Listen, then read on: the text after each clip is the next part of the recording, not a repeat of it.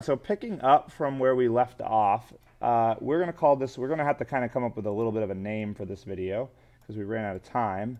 So this will be, I guess this is 1.3, and this is going to be 1.3b.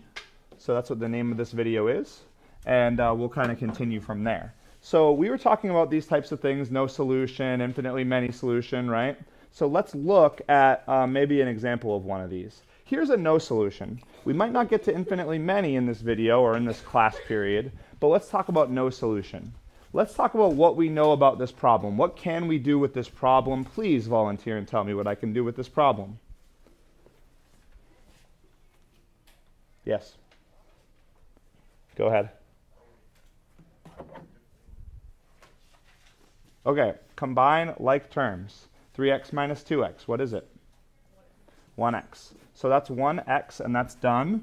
Everything else is going to stay blue because I didn't change it. If I didn't change it, it stays that color, okay? So here's where we're at. We've made it to this far. Okay, so we want to think about what's next here, and we notice that there are cats and dogs on each side, right? We could call them cats and dogs if we want. So we've got like this guy right here and this guy. They need to be together, right? And right now you have fighting going on each side. So why don't we just subtract the x from both sides? And that cancels and that cancels. And what are you left with? Literally all you're left with is 4 is equal to negative 9. This is what you're left with. Is that 4 equals negative 9? What is that about? Is that true or false? That's false. So when it's false, think no. False, no, bad. Something's weird here.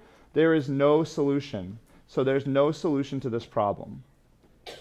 Okay, does that make sense? No solution. You can write it like this, or you can write out the word no solution. Here's the gist of it. If you're left with an incorrect statement and there are no variables left, then the answer is no solution. Usually your variables will drop out because you'll cancel them all and try to move them to one side together, and they'll cancel each other. And all the variables just disappear like magic. Okay? And the last one we want to talk about is infinitely many solutions, okay? So let's look at this problem. We're going to go right through it. 4x minus x is 3x, right? So that's gone. Everything else stays because it's the same. Nothing else has changed. What do you notice now? What do you want to move? What do you want to change? Thoughts? Yes? Okay, so if we move the 3x by subtracting 3x on both sides, we get the following. We have now no x's, and we have negative 3 equals negative 3. It's similar to the last problem, isn't it? It's very similar. But what do you notice about this? Does that make sense? Yes. So what that means is no matter what number you plug in for x, you plug in 1, you plug in 13, you plug in negative 5, you plug in 1/2, you plug in 2.793. No matter what you do, no matter what you plug in, it's going to work. Every answer works. Every number works. It's all real numbers, which can be written by this, but don't let yourself confuse that. Don't write that down. Infinitely solutions, or you can write IMS, or you can write it all out, or whatever you want to do.